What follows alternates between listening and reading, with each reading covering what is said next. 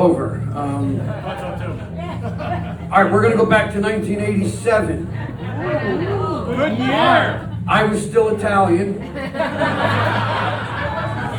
My father took over bar chairman of the club, and he said, "You want to bartend?" And I said, "Sure, why not?" So I come up here on a Thursday night and start bartending.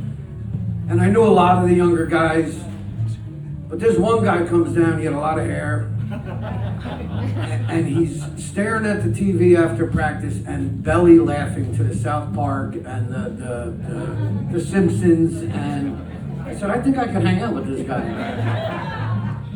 And that's almost 40 years ago. And when he asked me to, I was very touched when he asked me to introduce you. He's a special guy. He's very quiet, so we didn't think he would even want this honor, and we thank you for taking it, Billy.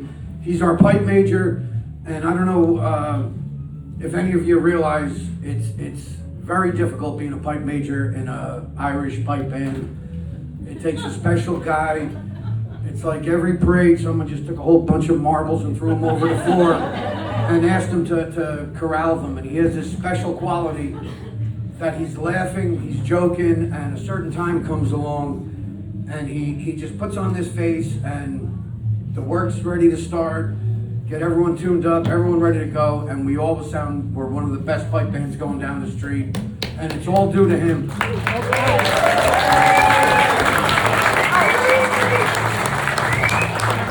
You know, being pipe major is also,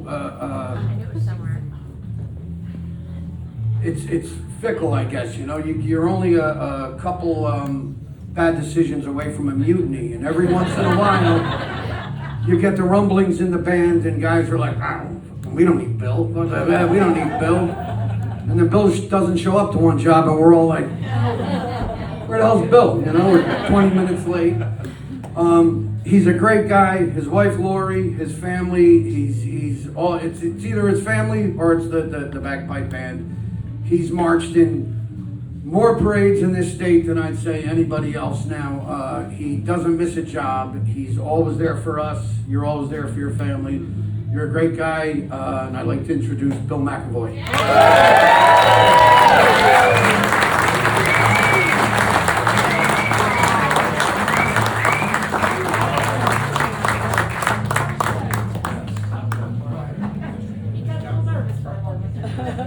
All right, no, thank you for that brief yet informative introduction. I learned a couple things about myself. I don't want to say Noel went on too long, but when he started, I had hair. Anyway, thank you to the West Orange Parade Committee and the O'Hara Association, and thank you very much to the Shillelagh Club. This is the very room, not only the same building, but the very room where I learned how to do what I seem to do a lot, which is play the bagpipes. And the band sounded good when you brought us in tonight. Thank you, Paul and Tim, and couple wrong notes, I think. So thank you for that. Real quick story about starting the bagpipes here in this very building. I think it was 1987, and we had a bunch of piping students. We started downstairs at the Shillelagh Club here, which is a mecca for piping, by the way, seriously. And so we had a bunch of students learning at the old bar that some of you may remember. Most of you don't because you weren't born yet. Yes, the Copper Bar, thank you. And the mirror behind it, and there was two big round tables. So we sat around those tables. You could fit like 10 or 12 people around them with our practice chanters, and learned how to play the scale on the practice chanter, which was really exciting. It's a bit tedious. So lesson number 2 was come back next week and play the scale for us and see how that goes. So we all show up and we get there early because we're eager students, and we we're sitting around that big round table, playing our practice chanters. And back in those days, the Thursday night bartender, well, first of all, back in those days, nobody came here. There was no kitchen. The bar was a little smaller. Thursday night at 7 o'clock, there was nobody here except the pipe band. All right, so the bartender was a nice, young, patient man from Ireland who was the caretaker. He lived in the basement. He lived in the basement and he bartended, came up here. Very nice, patient man. So we come up for lesson number 2, and the first thing he says to us is, "No more practice chanters down here at the bar. Go on upstairs with that shite. No one wants to hear that. We might have a customer coming in here later, and he don't want to hear them bagpipes and them chanters." So that was it.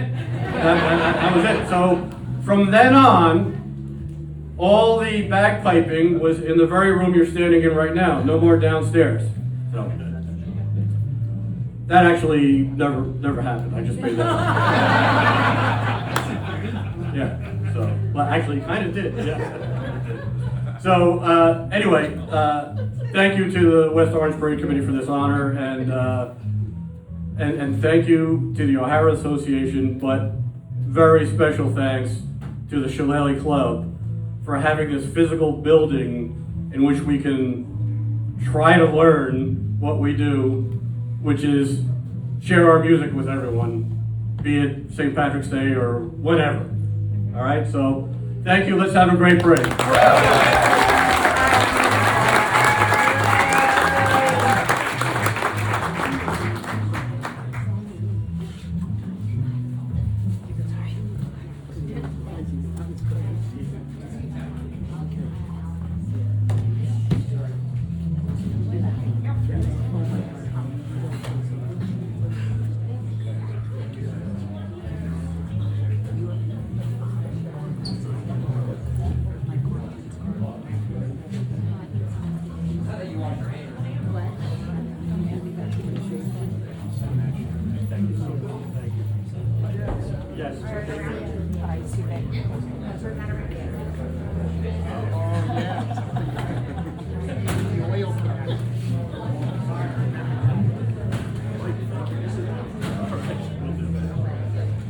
All right, here we go. Almost